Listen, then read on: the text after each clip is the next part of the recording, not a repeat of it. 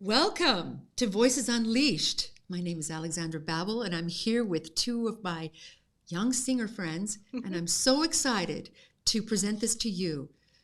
Voices Unleashed is a show in which we celebrate singers and their influence on our community and beyond. I'd like to welcome my co-host, Nika Lowe. You've seen her before in our previous episodes.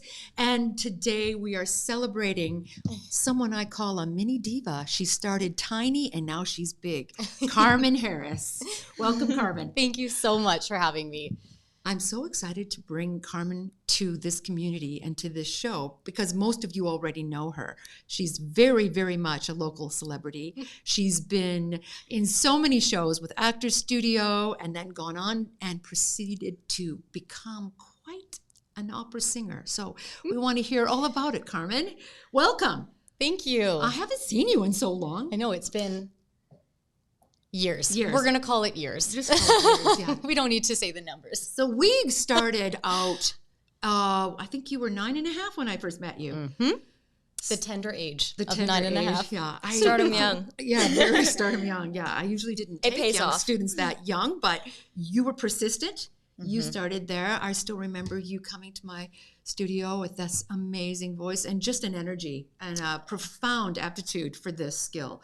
So it was very fun. It was very important back in the day. I will say again, no dates. We don't need those. But back in the day when I moved here, there was really not as much going on in the scene as we do see now, right? And it was such a blessing when finally you relented. I think my mom asked maybe 3 or 4 different times, please just try one lesson. And I think after that one lesson, we were hooked. Yeah, we were hooked. Hey? We were hooked Yeah, for life. For Alexandra, sure. you don't usually take students nearly that young. No, not typically. I just Just don't. some exceptions. I'm kind of a dinosaur when it comes to all of this vocal pedagogy. I used to think very, very rigidly and in a very binary manner.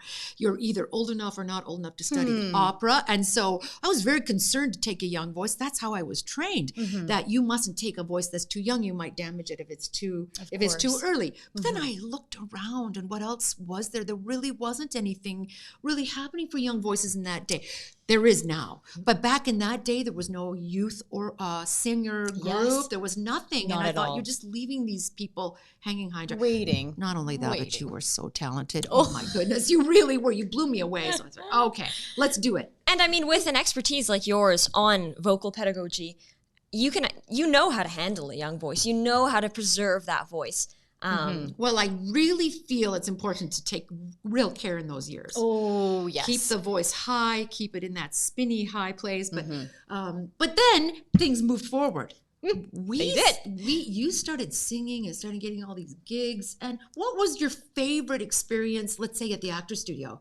Oh my goodness. I know I should have been prepared for these kind of questions. Gosh.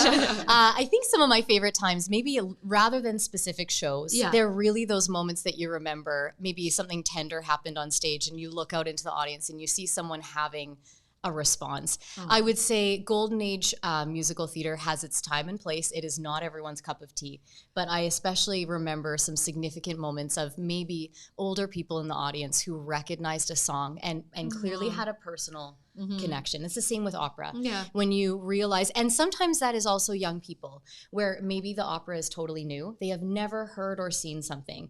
There's always like, well, what am I going to expect? But the willingness of the youth, I'm going to say the youth, to just show up and experience with no preconceived understanding or notion. I'm at both ends of the spectrum have probably been some of the most beautiful experiences. Kids, children's opera, touring children's opera around has been the same. There's just a joy that is uninhibited and there's never any, should I clap? Am I allowed to? Nothing matters when it's children, right? It's so Pure. It's so pure. I just enjoy. And there's no other expectation except I want to laugh at this. I want to cry at this.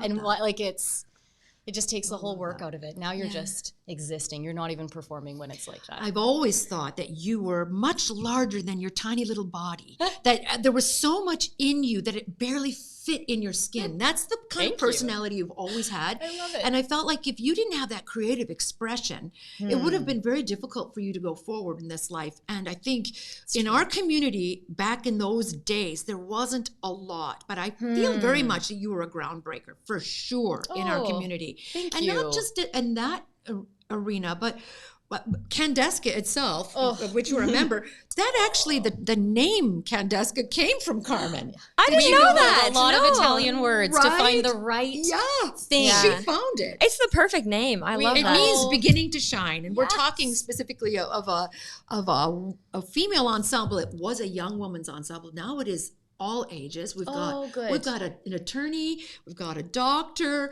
we've got real estate agent. We've got it's grown into a more mature expression, perhaps because I've evolved. I don't know, but you know what I'm saying? Yeah. Yes. So, but then you started that way, and we traveled so many places. Oh, yes. Oh my goodness. Yeah, and so much different musical styles too, which I'm sure you're still doing. Yeah. Everything from jazz to classical to crossover, you know, to medieval chant. Right. Like there was everything involved, right? And it exactly. makes it so special because there's something for everyone. So those were your first initial experiences when it came to singing, and then you really did go. So what did you do after high school? Yeah, so I ended up doing my undergrad and my post-baccalaureate with the University of Manitoba, studying with Monica Huseman, who I know has sung in town here a few times. Yeah. A wonderful soul. Yeah. She just felt like an absolutely. extension of you in the best way, so I was in good hands. And we're good friends. Oh, yeah, she's I feel like beautiful she person. is the perfect person to go to from here. Yes, Amazing. absolutely. And then Amazing. from Winnipeg, I ended up getting a full ride scholarship and TA-ship over at the University of Ottawa. Wow. And it was the teacher I was really hoping to study with. And so it all worked out for me with Christian Riel. Oh, my And gosh. she's Beautiful. just, again, another beautiful soul. And her passion for music was in every lesson. That's what came out. And her drive for standards was also there, which is important. Whoa, right? yes, You of love the course. music, but you also love the art form, the pedagogy, the Of skill, course. the technique. Of course. And you were yeah. always one of those that embraced the discipline of it. Oh, yeah. So let's hear a bit of that. Hey, Jason, can you give us Jason's our producer, of course, the person we rely on the most. Somebody's behind all of this, back there. It's not just us. It's not just us. You weren't supposed to tell them that. Yeah, right. We'd love to see one of the clips at this very moment, and then and we can keep chatting after Yeah. that. How's that? And still I dream he'll come to me, and we will live the years together. But there are dreams that cannot be, and there are storms we cannot weather.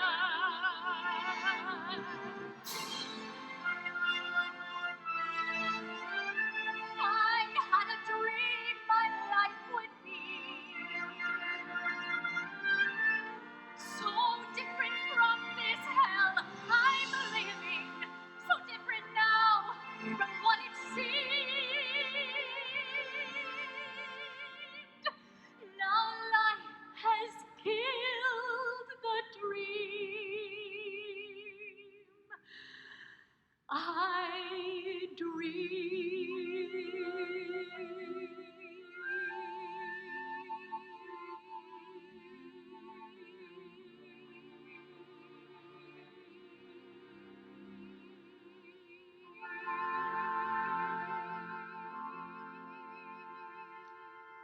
Interpretation. Yes. Thank you.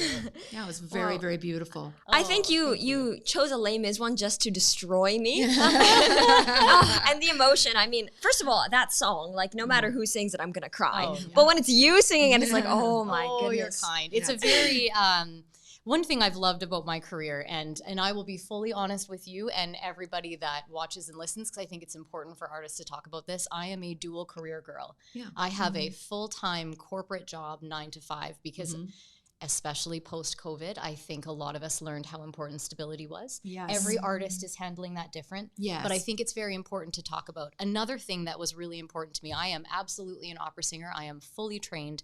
I sing Haydn, Mozart with symphonies on the regular, but I also sing musical theater, jazz. I will do if someone hires me for something and I think it is in my vocal wheelhouse, it is sort of my mandate to say, let's try it. Right. In the most wholesome way possible. There are times also artistically where a gig isn't the right fit. Even if it's a vocal fit, maybe it's not the right fit for you to be the one. But I have loved the variety of things that I've had the joy to sing in my life. And there's no restrictions. There's no boundaries anymore. And I do think that was a post-COVID thing as well. No, totally. Out of need. The diversification is required. And the joy of the beauty of that, there was a lot of hardship, and I don't diminish that. But the joy of that is that we have so many opportunities to try new things. Exactly. That was one of the things I wanted to ask you next, because I think it's very important for our listeners. The idea of what are the hurdles that you had to overcome as a young artist and moving into your professional career now.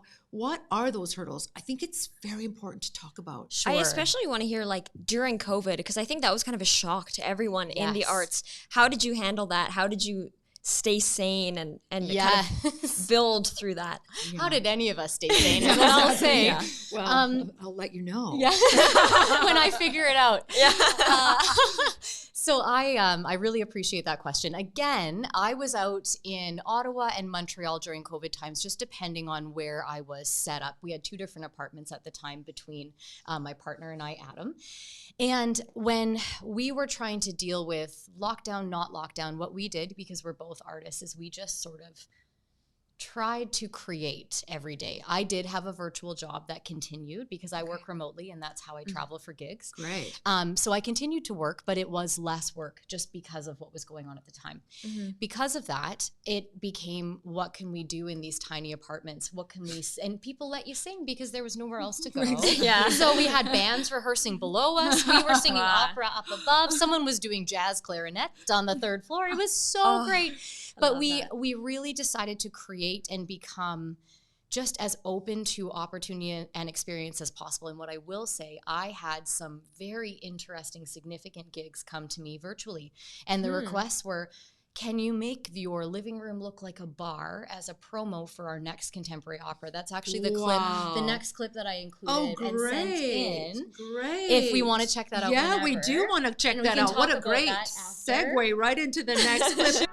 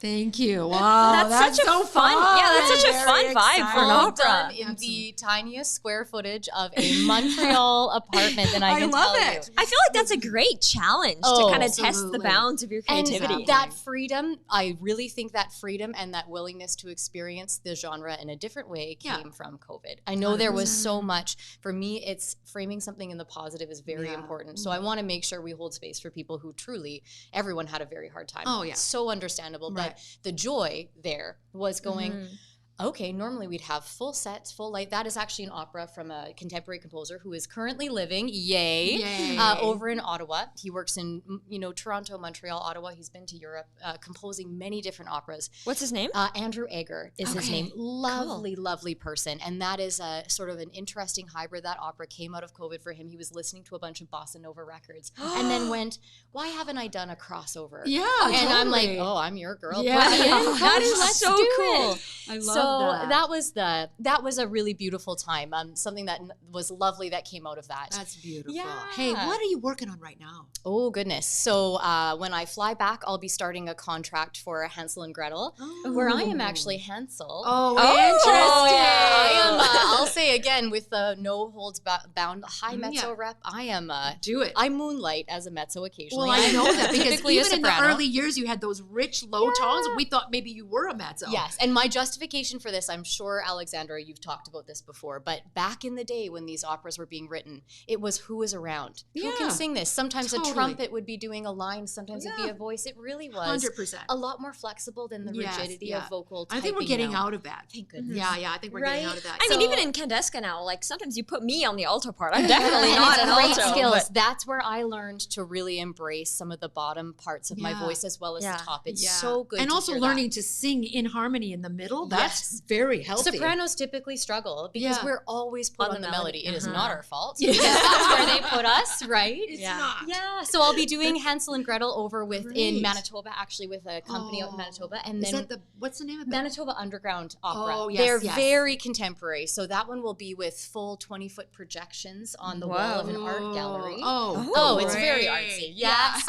And then I'll be, as soon the day I land, I start rehearsals for Sweeney Todd with the NEC at the National Arts Center. And you've done that role before. I have. So I get to reprise it. love it. Yeah, lucky me. It's such a good song. Next time you come, we'll have a clip of that. Oh, sure, that would have been a good Alright. idea. Huh? I got to love newly that. record that. It's been a few years. Oh, that's great. So how can people follow your career? Gosh, I wish I had many goals of getting my website ready for this. Did I finish it? No, I didn't. That's why we're friends. Yeah, right. We always have goals. They just don't always. well, happen. there's always like 1,000 things on the docket. Oh, there is. So And when you're too 100%. busy performing to talk about the performing, I will take it. So Yeah, I think that's a okay good with sign. that. For sure. So for me, it's going to be social media. You can find me at Carmen Harris on Facebook and also Instagram. And once I get that website ready, maybe I'll comment underneath this video on Facebook and say, look, 2 years later, I finally did it. So for now, that's that. Is there anything else burning in your heart you want to share? Gosh, I think the only thing I would say is one thing that you said just today really inspired me, that things have changed, and even what you used to teach and how you used to talk about voice has just become more malleable. I think what you said for me was so valuable, but times and things change. Yeah. And I think the really great challenge and gift to artists is to realize that art is malleable.